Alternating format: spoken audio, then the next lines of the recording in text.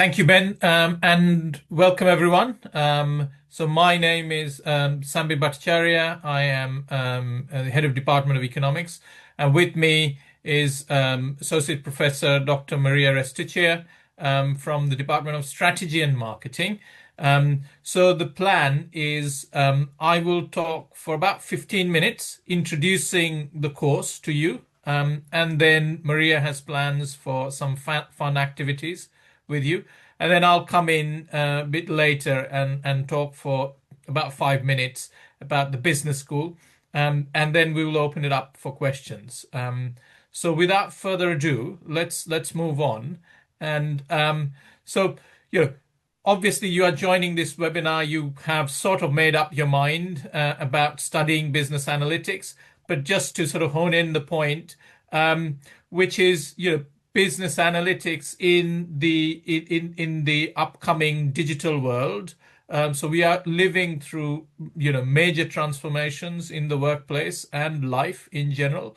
And data and digital is getting integrated in every sphere of life, including business. So this is a very important skill to have. And if you are coming from the background of finance, healthcare, IT, marketing, these are all relevant skills, and obviously our expectation is that they will become even more relevant and all pervasive in the years to come over the next decade or so. So if you are thinking about business analytics, then you are thinking right. So moving on, what we would be offering our expertise. So this is pretty much an interdisciplinary program, a joint effort broadly between the Department of Economics and the Department of Strategy and Marketing within the business school. But also you would see that there will be experts and scholars coming from the Department of Management, Department of Finance and Accounting. So you would get a wide range of exposures, and also in the realm of innovation studies and so on and so forth. So that's what we are planning to bring to the table. Now, so who should take this course? It's a pretty broad church. So if you already have background in business, economics, finance, you are in a sort of area of strength. Also, if you are looking to switch to the realm of business and finance and economics and related studies, and coming from a background of engineering and sciences, I think you would also find this course extremely valuable. So the idea is that the course will prepare you for work as a business analyst, which is a profession.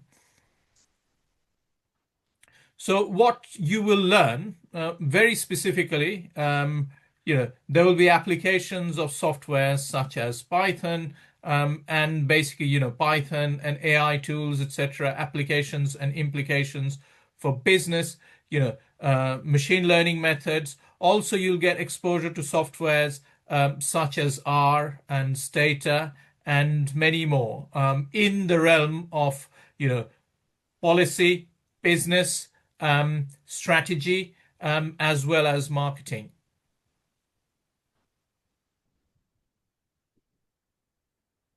So the course embeds something called consultancy project. So, we would encourage our students to take up consultancy project. We will provide assistance for students to find consultancy project using our existing network with industries. So there will be assistance and there will be strong encouragement, no guarantee. So you would still need to find your partner for consultancy project. I'll talk a little bit in a moment about some of the existing partnerships that we have. So basically, you have to pitch your idea to business that you can offer some database solutions to their particular business problem, and that could be your project instead of doing a streamlined dissertation. So that's an option that's quite unique to the MSc Business Analytics. Okay, so here is kind of the lineup of modules that you will study in this particular course, and you'll also find this information from our website. You can see that a good blend of methods and different quantitative and analytical techniques would be studied, and also their applications and implications, right? So there are a range of topics, learning from machine learning, AI, to analytical methods.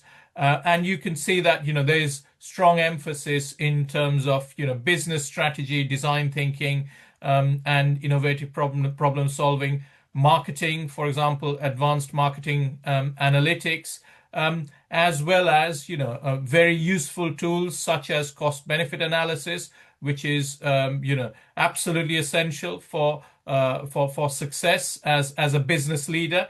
And I was speaking earlier, the importance of being a thought leader. And, increasingly, it would be impossible to be a thought leader without data. So that's what we will be training you for, and also methods in finance and business. Okay, so what sort of career options you could look for? A wide range of career options, I would say. Career paths include data analyst, business intelligence consultant, strategy analyst, digital transformation specialist, etc., etc.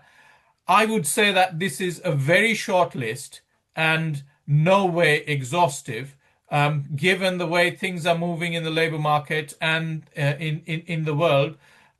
I would expect that data and digital and analytics would be embedded in everything that we do. So that list is likely to be, in thousands. And there are professions we probably can't really imagine at this point in time, but they will become relevant in 3, 4, 5 years. So, I would expect a wide range of career options in different industries to become relevant. And you would be in a very strong position with a postgraduate degree in business analytics. And obviously, then you can evolve in the workplace as you sort of specialize in a particular industry.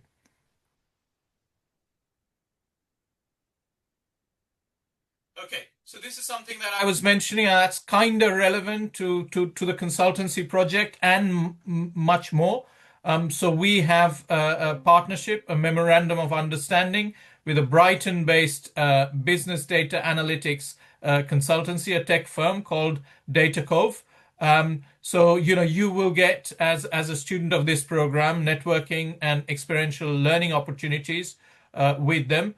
And Data Cove is quite prominent. They serve, as you can see, a wide range of clients in different industries, ranging from, for example, utilities, Southern Water, construction, National Federation of Builders, and also in the security sphere. And you can see that, policing, etc., the importance of data there, and universities. So wide range of clients there. So, you would get the opportunity as a student in this course to network with industry specialists and their representatives, in partnership with Data Cove. Okay, entry requirement. So this is straight from what we have on our website. So if you are thinking of applying as an international student, so obviously IELTS would be a requirement, and you can see what we are asking for. In terms of degree requirement, I was mentioning that it would be a broad church. So in one of these disciplines and perhaps many more related fields, so as long as you make your case. So you can see that there are obviously business, marketing, finance, accounting, economics, and statistics, and so on, and also STEM subjects such as physics, engineering, mathematics, computer science, and so on. So it's a pretty broad church. So the idea is that you are genuinely interested in reshaping your career as a business analyst, and you would want to take this up. And I think, with a good degree, such as an upper second class in your undergraduate honors, you would be in good stead to be extremely successful in this program. So we would offer streamlined support. We have in terms of your employability, even before you finish your program and also after you graduate. I'll talk about that a bit later on. So we have a dedicated career and entrepreneurship team. So they would offer you one-to-one support and guidance. There will be events such as guest speakers, etc. So that would be university-led events because this team is the university and the business school's career and entrepreneurship team. On top, you'll also get the opportunity to interact with industry, in the capacity of, of our partnership with Data Cove and the likes. And also you would have access to platforms such as Lock-in, GradLink, etc., which would again, put you in good stead with a job opportunity even before you graduate. So, you might be thinking, well, I may not want a job. I want to set up my own business. So there's dedicated support for that as well. So, we have our award-winning, support team, entrepreneurship support team. So, they can also offer you dedicated support to set up, your own business, be it in the form of freelancing or, in a particular industry, you want to set up your business, or likely, you already have a business and you want to sort of, improve your level of training with a higher university degree and want to return back to it. So, you would get those advice and tips and so on and interactions from that particular team as well. Okay, so the business school will offer guaranteed internships to students of this particular program. So internships are optional from your side. We would strongly recommend, that puts you in good stead in terms of, the future networking, etc., etc. And so you would have the option of choosing from, for example, an online internship or a student consultancy that I was mentioning earlier, where you pitch a business solution to an employer. So there will be again support provided, and obviously we would offer that guarantee as a student of this program that you would get an internship. Okay, so like I was saying, that with our careers and entrepreneurship team, it's not just a one-off support. So after you graduate, you will continue to receive support from them for up to 3 years after you graduate. You may not really need it, and I think that you probably won't need it with a degree in business analytics. But nonetheless, you would have that link and you'll continue to receive support and information through that channel as well. Again, just to emphasize that it's an excellent team, it's an award-winning team. So you can see on the slide, some of the achievements of that team. So again, I think you will find it extremely rewarding. Finally, about scholarships. So, here is a list of scholarships that you could aim for. Again, funding and scholarship information is there on our website. So, there's unlimited Sussex alumni scholarship. So if you are already, you are a Sussex grad and thinking of returning to Sussex as a master's student, then, you would get a £3,000 scholarship for that. There are country-specific scholarships, and you can see on your screen, Bangladesh, Egypt, Kenya, Nepal, Nigeria, Pakistan, Sri Lanka, Vietnam. And also, if you're from Turkey and India, in other words, you are nationals of these countries, then you get a £5,000 scholarship, which is unlimited. Then there's Chancellor's Award, which is a limited and competitive award, which you can apply for.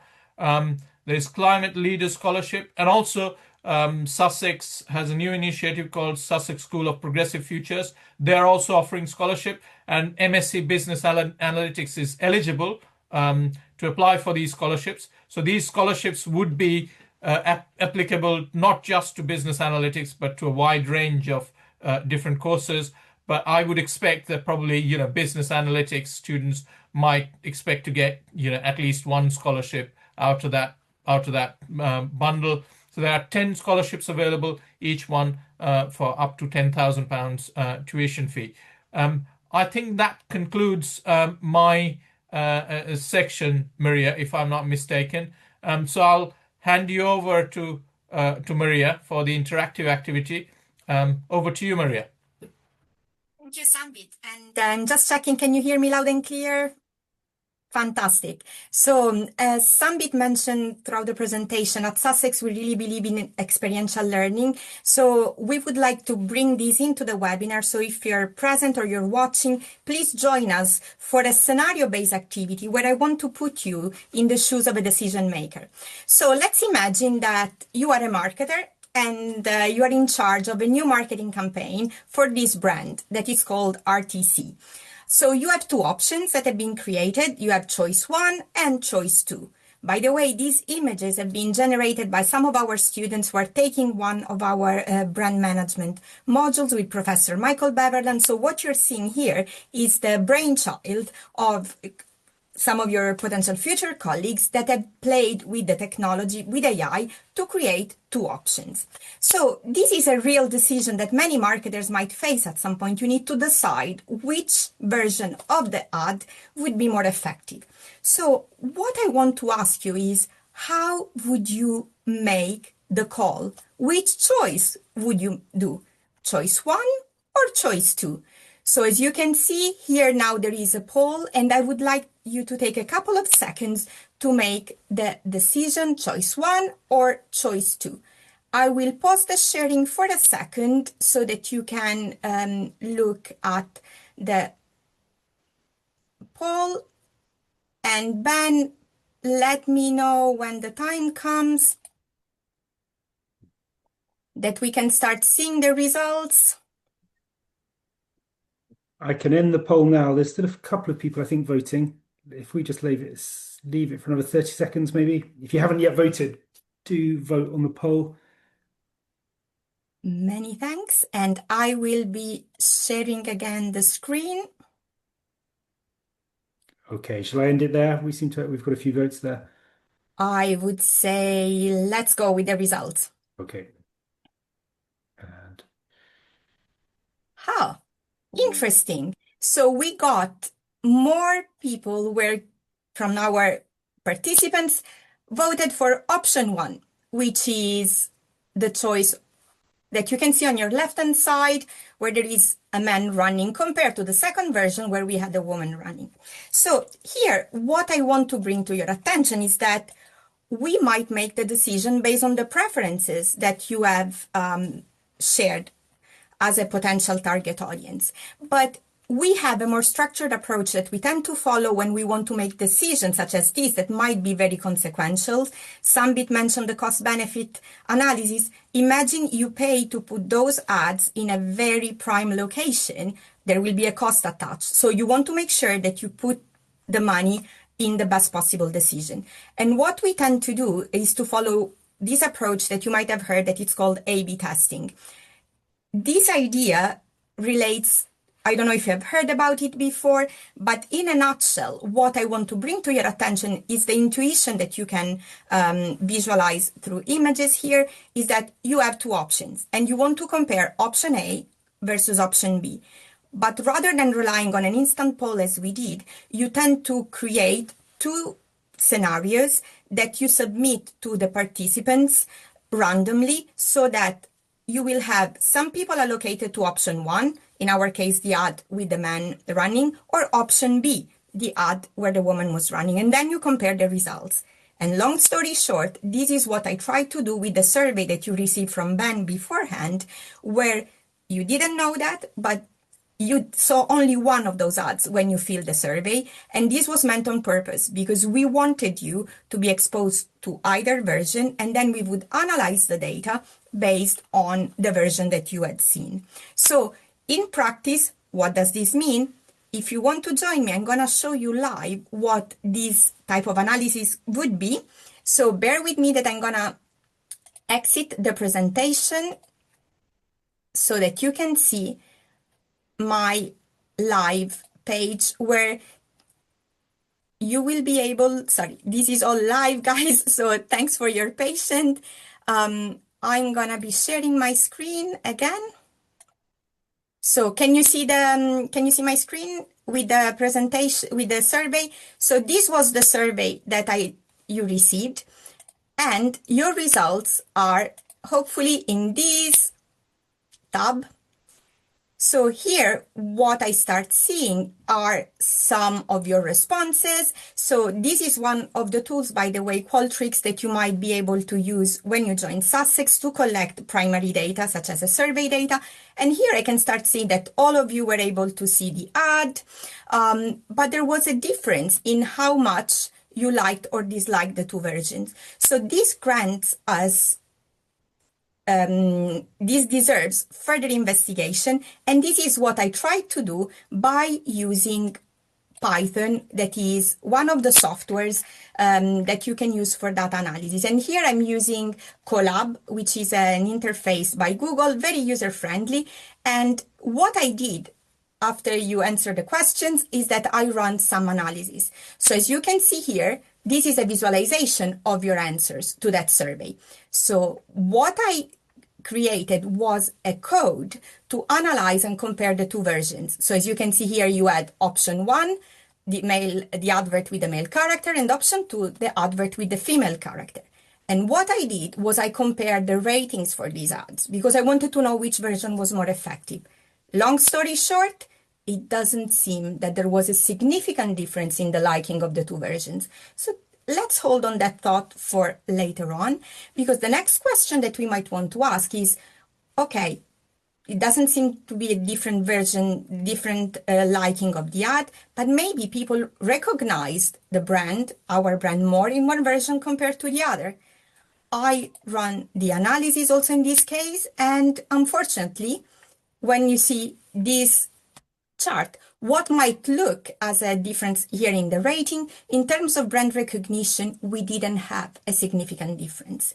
So here, what I want to bring to your attention is that we are still faced with that decision.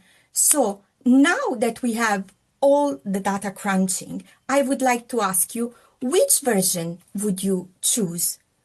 Unfortunately, the data in this case do not bring us to a conclusive evidence. There is no significant difference between the two versions. So as a good decision maker, what this might mean is that we might need to go back to the drawing board and see which version might need reworking. We might go back to the creative team.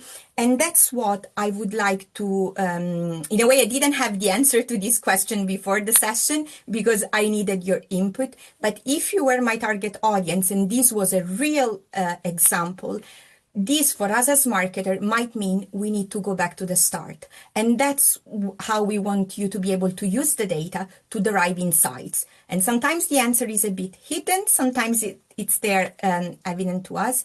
But with this MSc, what we would like to do is to give you the tools to make those decisions. So drum roll, please, because congratulations to all of you. You have joined us in the first data-driven marketing decision, which in this case might mean let's go back and work on our campaign. And throughout our MSc, what we want to do is do more of this type of activities, gain all the tools that you need to be able to make informed decisions so that you can be a better leader, a better manager, and a better citizen. So now over to Sambit for the final part of our session. Thank you, Maria. So I will just sort of, for the next 5 minutes or so, I'll very quickly talk about the business school and what we offer, and then we will open it up for questions. So, yeah, a business school. So what we will offer you, you can see our vision statement there. So, you know, it's a global and reputable business school, accredited, and I'll talk about that in a moment. So, you know, it has strong emphasis on policy and practice, and obviously policy includes, a policy and practice includes business and business decisions. So we would offer you an international experience. As you can see, sort of from our faculty profile, you could look at our website, etc. It's a very diverse community, and same applies to our students. So you will be in an extremely inclusive and diverse environment. We will offer you, as you can see, that I'm an economist, and Maria is an expert in marketing, branding, and strategy. So we would offer you this interdisciplinary experience through that program and many more, right? So you would, once you come here and integrate to the community, you will see that you get wide range of extremely interdisciplinary experience, both in terms of research and teaching. And through this, I'm absolutely certain that this will make you a thought leader, and that's what sort of our intention is. So here is a list of, like I was saying, it's a top-ranking business school, and here is a list of our achievements. And you can see that, we are, I would emphasize one of them, we are the top in the UK in terms of annual research income. So, you take any other university in the UK and look at their business school, Sussex is better than them in terms of generating annual research income. And that's kind of, it's written 2025. If I'm not mistaken, we were number one almost 5 or 6 years in a row.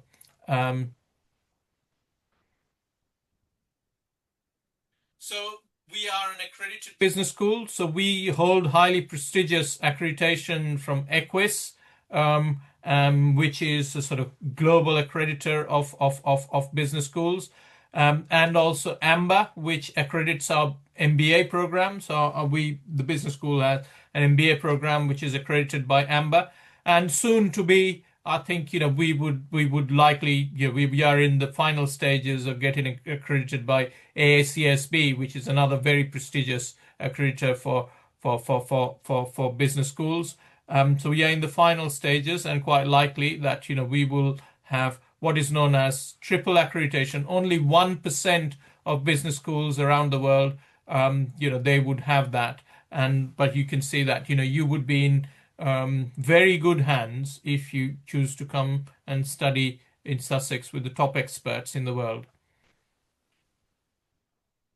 Okay, so student support services, I mean, this is something that you would have access to, and all students in Sussex would have access. And there's a student centre on campus.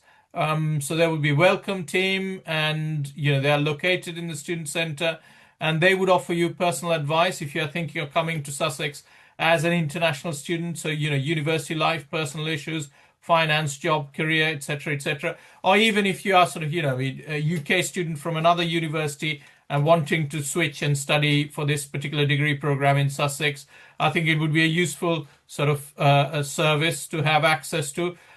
Or, for example, you graduate from Sussex or any other UK university, worked for a couple of years, and returning to university to get a postgraduate degree.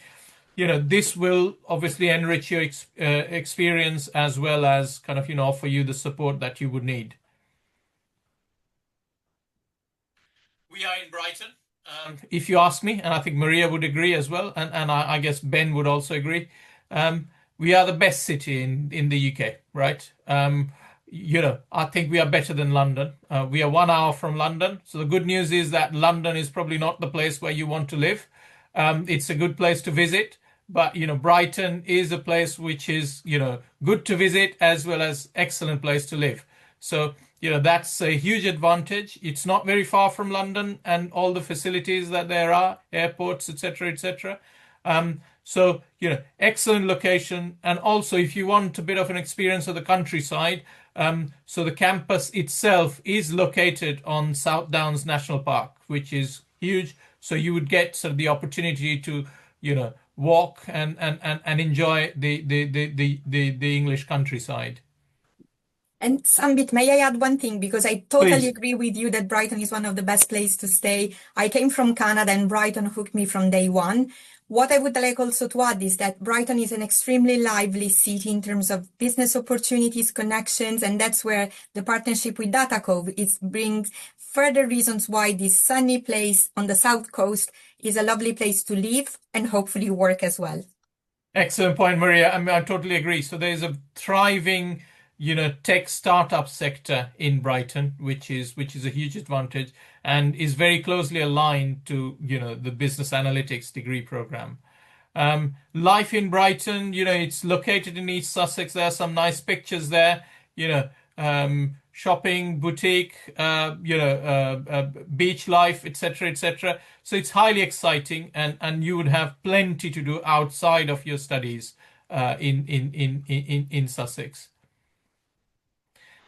And we are right next to, especially sort of, if you're an international student and very keen on the English Premier League.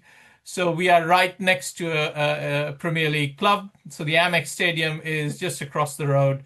And so, if you want to blend your study experience with a little bit of, football and watching the game live, you can do that, and tickets are not that expensive really, and on a nice day, it's an excellent experience to have, and also kind of the university has civic partnership with the football club, so there will be that opportunity for interaction and networking there as well, and they're a huge employer and wealth creator in the region. So I think that's it, and we can move on to questions. Over to you, Ben. Thank you both. That was really interesting and lovely to see the questions being answered in the poll. So we have a couple of questions have come through. I know it takes a bit of time sometimes while people are typing, so do please feel free to type more questions while we're going through those that are already there.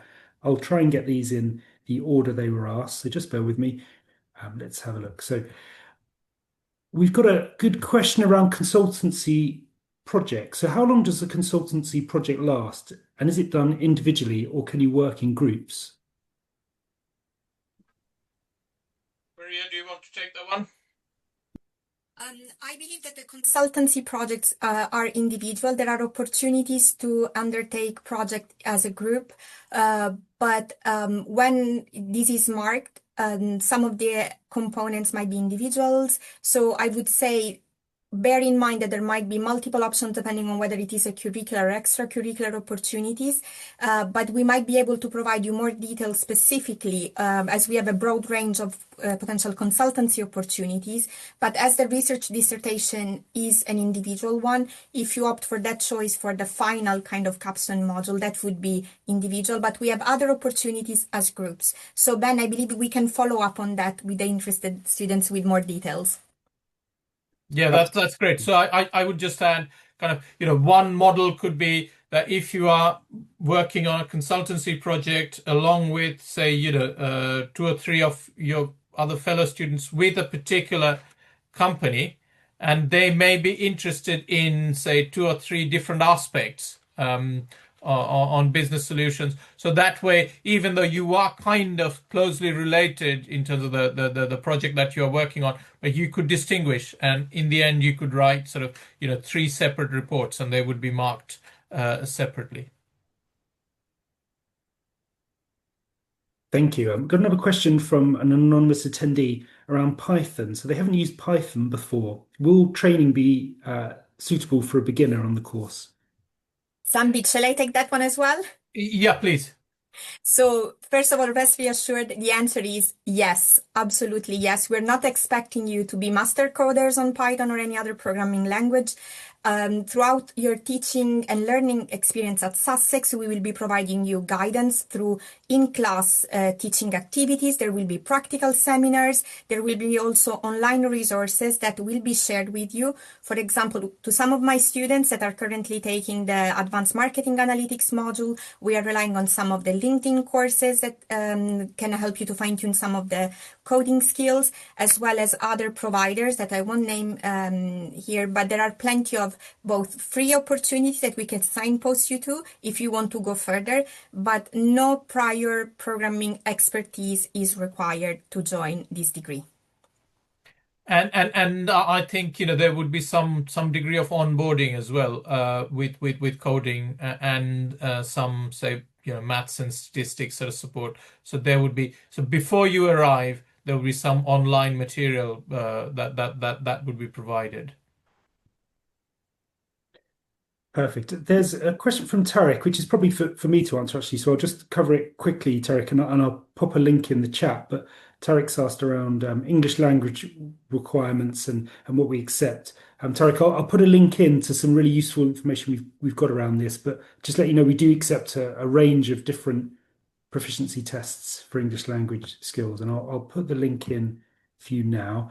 And Tarek, have a look there. And if you've still got questions, you can always contact me. And I would always say you can apply for a course with us without having that information at the time of application. You can make the initial application, and our admissions team will assess your documents that you've uploaded. And then if they need any more proof of language ability, they will get in touch. They won't reject your offer. So they will always let you know if they need more information or a different qualification. So feel free to make an application and then upload that later on.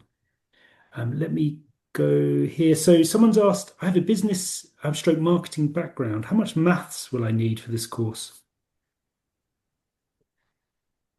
Well, I think, business marketing background would be more than sufficient in terms of sort of maths requirements. So whatever is required, we will train you with that, while you're studying, and it would be done in a way that's accessible.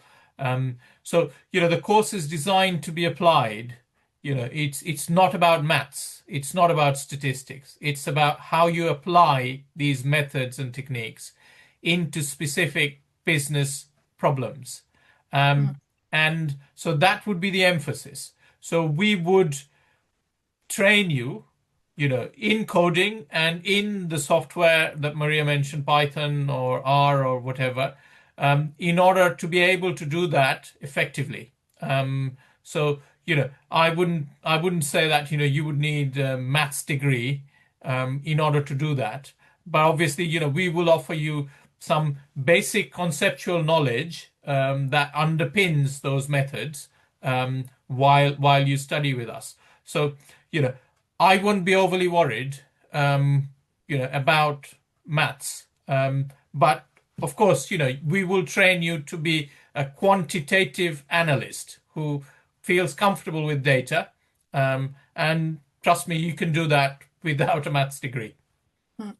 And may I add to that, Sambit, because it feels that this attendee has a background similar also to my field of expertise.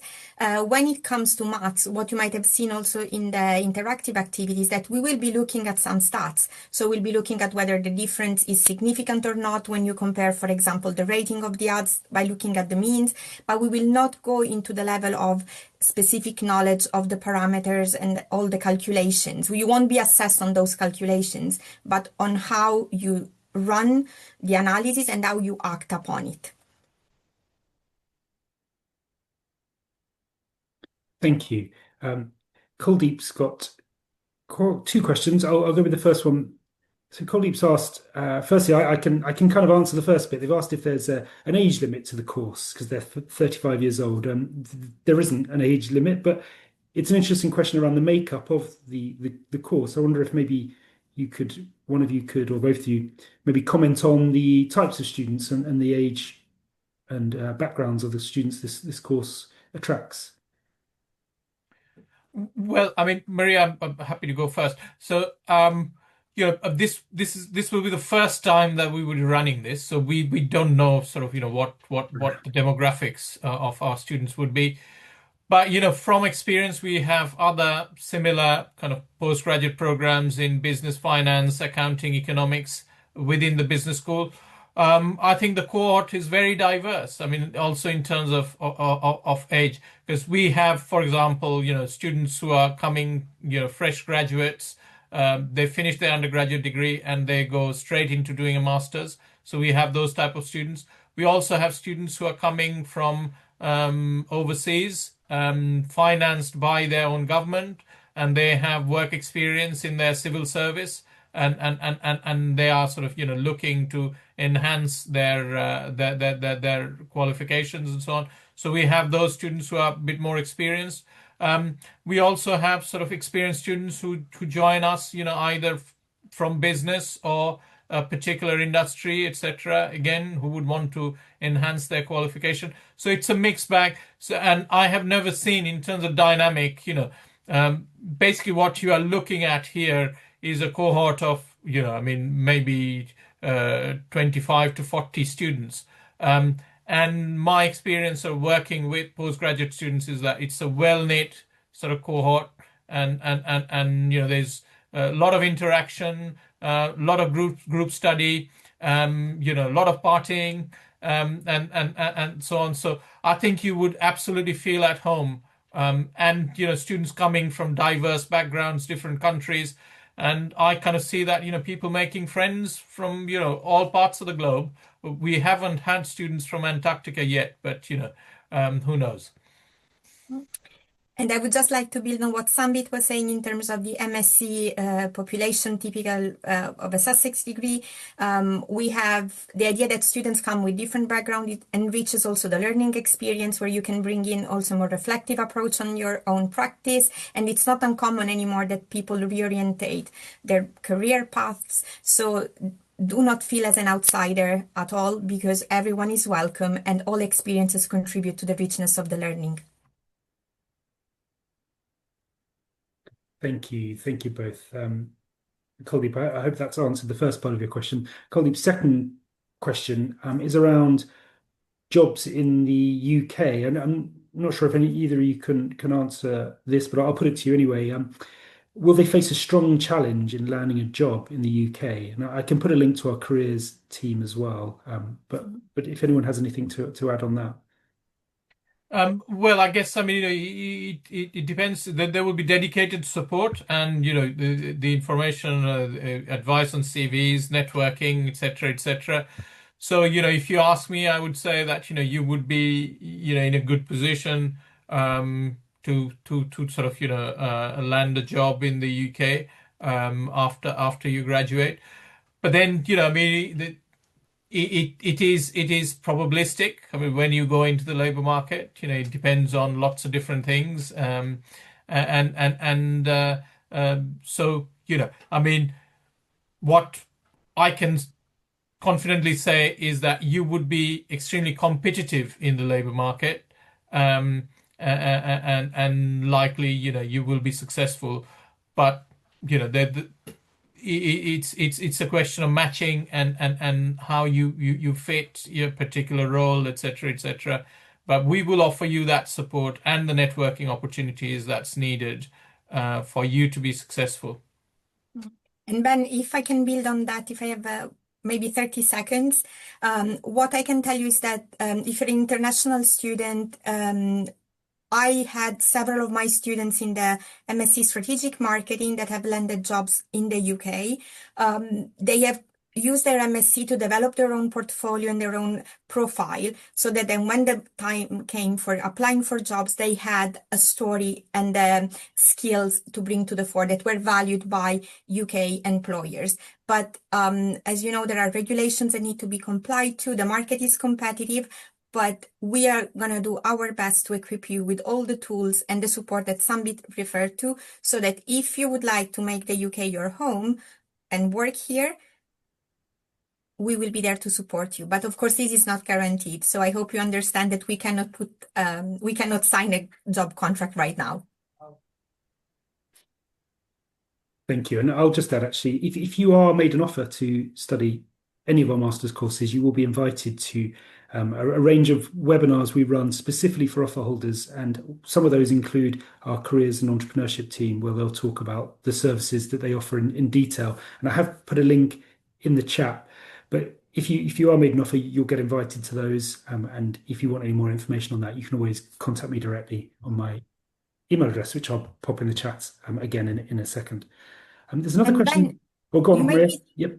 There was one more thing that we possibly mentioned during the webinar I would like to bring back to the attention of those attending and those watching the recording, is that through our partnership with DataCove, one of the goals would be precisely to improve the opportunities, to increase the number of opportunities for our students to engage with real businesses here in the UK, at our footsteps here in Brighton, but beyond, through, for example, an event like the Earl Conference that brings to Brighton all the top business analytics speakers in the country and abroad. So we will try to connect you not just after your studies, but while you study with the professional world, and networking opportunities will be created to, for example, if you would like to improve your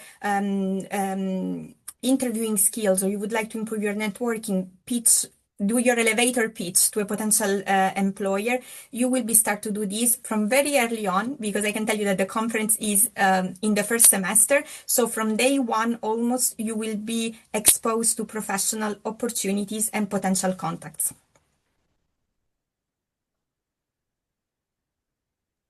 Perfect. Thank you. Another question, an interesting one. How is this MSc program different from an MBA? Well, perhaps Maria could chime in, but let me just sort of jump in first, which is MBA is a different program. MBA, on balance, I think is a lot less quantitative, whereas this program is geared towards a profession. So we are training you to be a business analyst at a postgraduate level. And the emphasis is on those methods, sort of skills that you would need. So the program is extremely focused on skills as well as employability, right? So these are the two aspects, right? So we are focusing on the Python coding and the R coding and et cetera, and their applications in the module structure that you have seen. And also there's a strong emphasis in terms of employability. We are, exposing you to consultancy projects.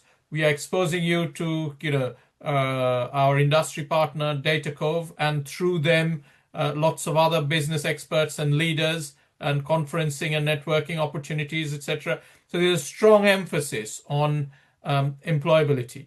It's a new program, whereas sort of the MBA is the MBA, which is different from this particular program. And if I may just build on what Sambit said in terms of the content, typically the MBA is geared toward people who have more professional experience and would like to be trained in many more aspects of the business practice. So you will have courses on negotiation, entrepreneurship, design thinking, while in our MSc, we really zoom in on the business analytics skills. You will be, of course, learning about some context aspects. For example, in marketing, I presented you with a campaign choice, the A/B testing. So you will learn about discipline-specific aspects, but not with the same focus for the strategic decision maker, which is the aim of the MBA program. Thank you. And we do have an MBA webinar on Tuesday, 11 a.m. British Summer Time on Tuesday, if you're interested. And you can book through the same page where you booked on to this webinar. But again, you can always contact me for information on that. That's it for questions. We have one about scholarships. Let's have a look. So looking at which scholarships are available, I'm going to put that link in because it's probably best to go and have a look on our scholarship database. You can put in your details, your nationality, the course you're interested in, and it will list all of the scholarships that are offered by the University of Sussex on that page. And there you can look at the eligibility requirements, the application process, and that kind of thing. It's probably a little bit easier to go and do that, I think, rather than go through all the different options here, because there are quite a lot. We do have quite a lot of scholarships available, as Sambit mentioned, and we probably have a few more that weren't in the presentation as well. So do have a look and spend some time there. Arif's got a question. You've got a question about UKVI. Do I need to give IELTS for that? Arif, I can happily put you in touch with our visa team. I'm not visa trained, and it's really important that we give you the correct information when we talk about visas, because if you make a mistake on your visa, on your visa application, it can have sort of profound consequences for getting a visa. So it's really important you're aware of the latest information. But Arif, I'm happy to point you in the direction of the gov.uk website, where they've got all the information around visas, and I can connect you with our visa team as well, who are experts trained in that area. I wouldn't want to give you any false information, which then kind of harms your application. So it's really important that we connect you with the right people. I'll put my email address, and if anyone's got those visa questions, I can always forward them on to the team who are trained for that. Another question: is full curriculum and course credit links of this program? So the course page I've put further up, that will have all the information that we've got about it. I'll put that link again at the bottom here. There's again for the information around the modules for the course. You can look on the course page there.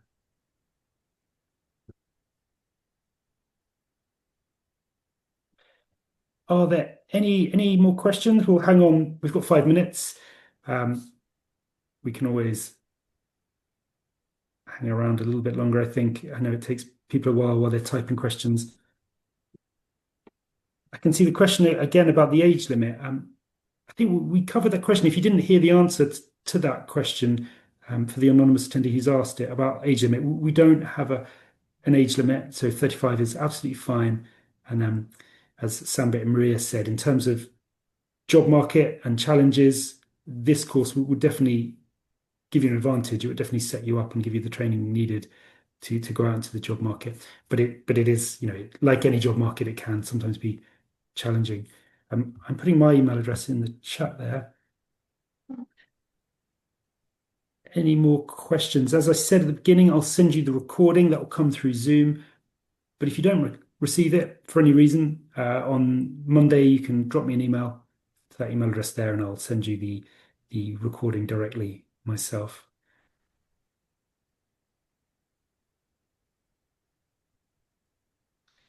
No more questions for the moment. Maria or Sambit, do you have anything you'd like to add? No, I mean, final word, Ben, thank you everyone for attending the webinar. And, I certainly am looking forward to seeing, some, if not all of you, either in September, and this course also offers a January start. So, either in September or in January. It would be great to see you in the classroom.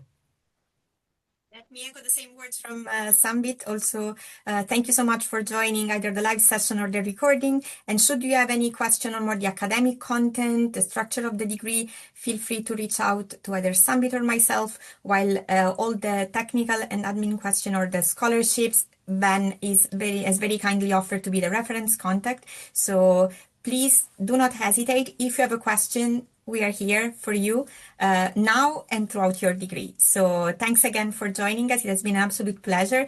And hopefully see you soon. Thank you, Maria, and thank you, Sambit, and thanks everyone for attending and for your questions. And hopefully we'll see you soon on campus. Okay, take care, everyone. Bye-bye. Bye-bye.